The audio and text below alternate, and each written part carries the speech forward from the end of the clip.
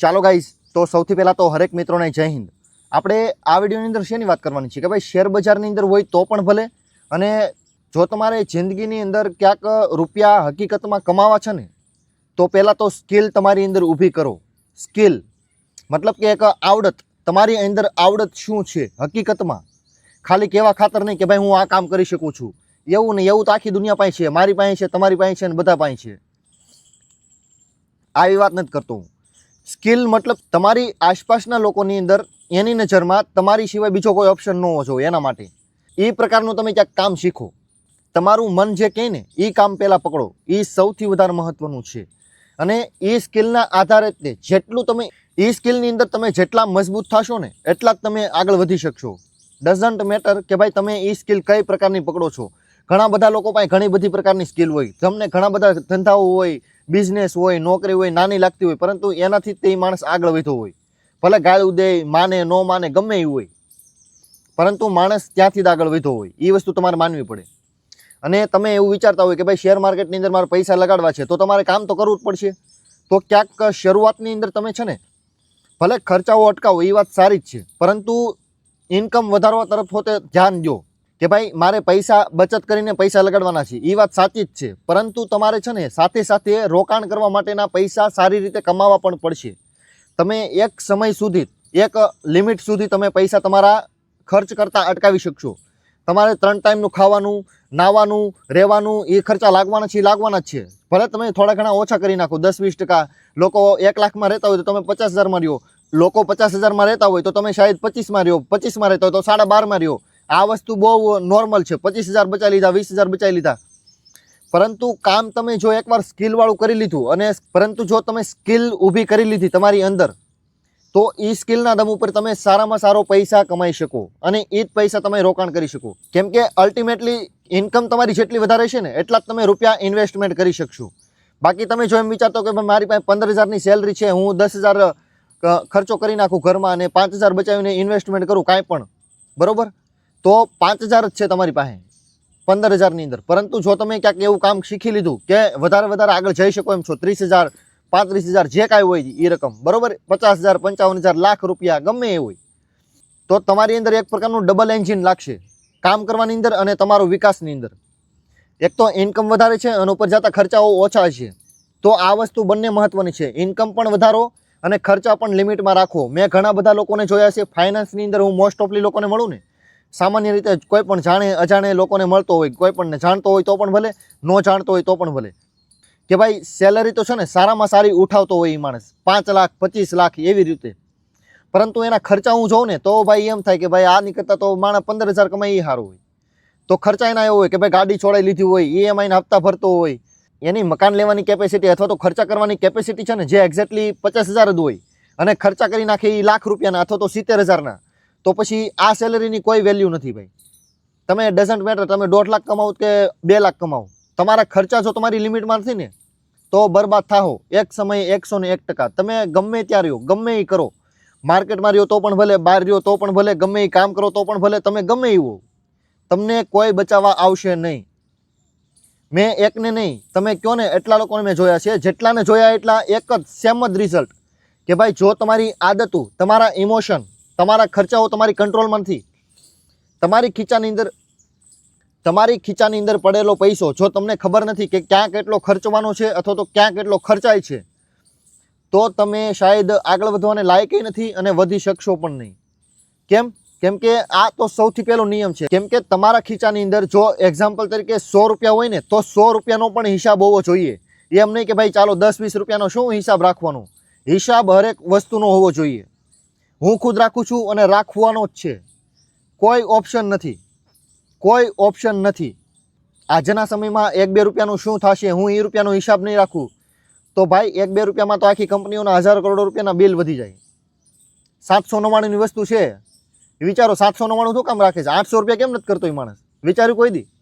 આ ઓનલાઈન જેટલી પણ સિસ્ટમો છે બધાના તમે ભાવ જોઈ લેજો. ઓલમોસ્ટ 749, 799 આવા ભાવ છે. 801, 800 રૂપિયા ફિક્સ નહીં રાખે.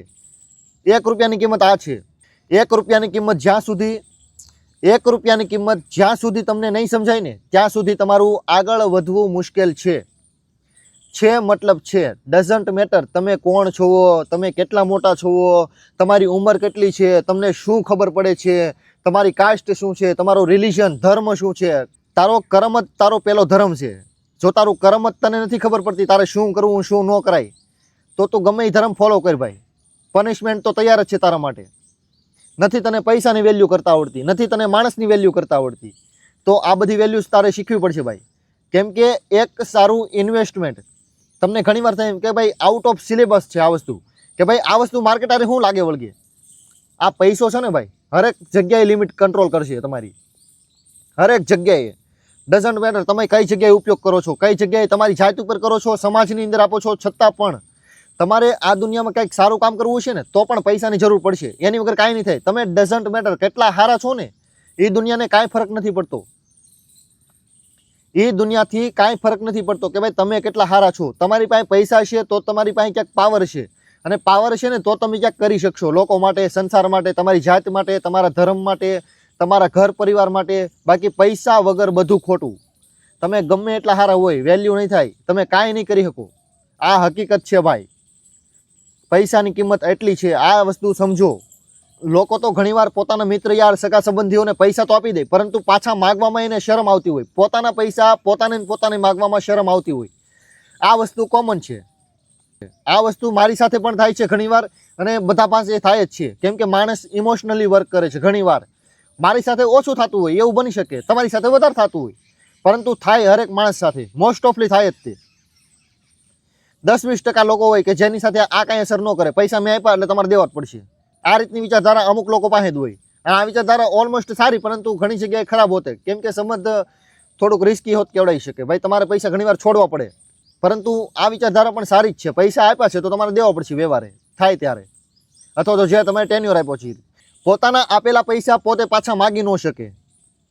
પોતાના આપેલા પૈસા કોકને, કોઈ પણ મિત્ર યાર રિશ્તેદાર હોય તો એની પાસેથી પાછા માગી ન શકે. આ વસ્તુ તો નોર્મલ છે, હરેક માણસ સાથે થાય જ છે. તો તમારે આ વસ્તુ કાં તો ના પાડતા શીખો, કાં તો પાછા માગતા શીખો. શીખવું જ પડશે. કેમ કે જો તમે માત્ર 1 લાખ રૂપિયામાં અથવા તો માત્ર અમુક લાખ રૂપિયામાં જો તમે આવી રમતું કરતા હો કે ભાઈ હું પૈસા માગી નથી શકતો, મને શરમ આવે છે, હું માગીશ તો શું થશે, એ મારા વિશે શું વિચારશે, એ તમારું કામ નથી. તમે આપ્યા ત્યારે એ વિચાર્યું તેને નથી, તમે વિચાર્યું તો માગી લો પાછા ભાઈ. વ્યવહારે જે થતું એ માગવું જ પડે, એમાં કાંઈ ચાલશે નહીં. આ વસ્તુ ક્લિયર રીતે સમજો. આ વસ્તુ દરેક લોકોને સમજવી પડશે કે ભાઈ પૈસાનો હિસાબ એકદમ ચોખ્ખો રાખતા શીખવો પડશે. તમે એમ વિચાર કરો ભાઈ 100-200માં શું થઈ ગયું, 2-5 હજારમાં શું થઈ ગયું, 20-25 હજારમાં શું થઈ ગયું, તો પછી કાંઈ નહીં થાય ભાઈ. કેમ કે તમે જો નાનામાં નાની રકમની ઇજ્જત નથી કરી શકતા તો મોટેમાં મોટી રકમની શું ઇજ્જત કરવાના. તમે 200-500 રૂપિયા સંભાળી નથી શકતા, એનો હિસાબ નથી રાખી શકતા, તો 2-5 લાખનો હિસાબ કઈ રીતે રાખશો, 20-25 લાખનો કઈ રીતે રાખશો. કરોડોમાં જાહો તમે નહીં જઈ શકો, જિંદગીમાં નહીં જઈ શકો, સપનામાંય નહીં. સપનામાં જાહો ને તો સવારે ઉઠાડી દે શકો. આ હકીકત છે ભાઈ. પૈસાનો હિસાબ તમારે હકીકતમાં રાખતા શીખવો પડશે ભાઈ. લખતા શીખો. તમારો ખર્ચો જ્યાં પણ થાય ભલે પછી ધીમે ધીમે એનું એક પ્રકારનું તમારું મોનિટરિંગ ચાલુ થાય ધીમે ધીમે તમારી જાત ઉપર કે ભાઈ આ ખર્ચો મારે નહોતો કરવાની જરૂર, આ ખર્ચો મારે કરવાની જરૂર હતી, મેં નથી કર્યો. આ વસ્તુ ધીમે ધીમે તમને વિચાર આવશે. અમુક સમય બાદ, અમુક મહિનાઓ બાદ તમને આ બધા વિચારો આવશે કે ભાઈ મારે આ ખર્ચો કરવાનો તો મેં નથી કર્યો, આ ખર્ચો મારે નહોતો કરવાનો મેં કરી નાખ્યો. વોરન બફેટે કીધું છે ને કે ભાઈ તમારે જે વસ્તુ નથી ખરીદવાની એ તમે વસ્તુ ખરીદશો તો તમારે જે વસ્તુ ખરીદવાની છે ને એ ખરીદી નહીં શકો. તો આ વસ્તુ ઓલમોસ્ટ અહીંયા સિદ્ધ જ થાય છે કે ભાઈ તમારે જ્યાં ખર્ચો કરવાનો છે ત્યાં નહીં કરો તો પછી જ્યાં નથી કરવાનો ત્યાં થવાનો છે. કેમ કે પૈસો અલ્ટિમેટલી સર્ક્યુલેટ થાય આખા માર્કેટની અંદર. ગમે ત્યાં તમે તમારા એરિયાની અંદર લઈ લો તો પણ ભલે. તમારે કાંઈ પણ વસ્તુ લેવી છે એ નહીં લો તો તમારા છોકરાને આપશો, એ ચોકલેટ લઈને આવશે. સીધી જ વાત છે. પૈસો સર્ક્યુલેટ થઈ ગયો. પૈસા ભલે એટલીસ્ટ તમે હિસાબ રાખતા શીખો, ત્યાંથી તમને એક આખું ઓબ્ઝર્વેશન થાય. તમે શું કરો છો, તમે શું કામ કરો છો, તમારે શું કરવાની જરૂર છે એ આ જગ્યાએથી ખબર પડે. આ રસ્તો છે, ગ્રાઉન્ડ મેપ, જે અહીંથી ઊભો થાય. લોકોને ખબર નહીં પડે, જ્યાં સુધી ખબર નહીં પડે ને ત્યાં સુધી વિચારશે નહીં, સમજશે નહીં, ત્યાં સુધી બધું ખોટું પડશે. પોતાના પૈસાનું મોનિટરિંગ કરવું ખૂબ જ જરૂરી છે. ડઝન્ટ મેટર એ 10 રૂપિયા હોય તો પણ ભલે, 10 લાખ રૂપિયા હોય ને તો પણ ભલે. લોકો પાસે હું તો ઘણીવાર જોઉં કે ભાઈ ખતરનાકમાં ખતરનાક અનુભવ થઈ ગયા હોય છતાં પણ એની ભૂલ કરતા હોય. લોકોને પૈસા આપી દીધા હોય, મિત્ર યાર પાસે માગી નો એકા હોય, મિત્ર યાર ડૂબાડી દીધા હોય, પાછા બીજા મિત્રને આપીને ઊભા રહી. તો આ ભૂલ તમારી છે. સંસાર ખરાબ નથી, તમને થપાટ મારે છે સંસાર કે ભાઈ સુધરી જા. પ્રકૃતિ તમારા ખાતર પોતાની જાતને બગાડે છે. આખું એન્વાયરમેન્ટ તમને સુધારવા માટે પોતાની જાતને ખરાબ કરે છે. કે ભાઈ તમે પૈસાનો વ્યવહાર કરો, પરંતુ સમજી વિચારીને કોને કેટલા શું કામ આપવાને આ વિચારો. ખાલી મિત્ર યારને દવાખાનાની જરૂર છે તો આપી દઉં લાખ રૂપિયા, પછી તમારા પાસે શું છે તો કાંઈ નહીં. આ ઇમોશનલી નિર્ણય કહેવાય. ભલે એનું દવાખાનું છે, એના પણ ઘણા બધા મિત્ર છે, એ મદદ કરશે થોડી ઘણી. હું એમ નથી કહેતો નથી કરવાની. તમારી કેપેસિટી હોય ને એટલી મદદ કરો. તમારા ભાગનું હોત એને આપી જો ને તો આ ઇમોશનલી છે. કાલ ઉઠીને તમે હોતે રોડ ઉપર આવી શકો.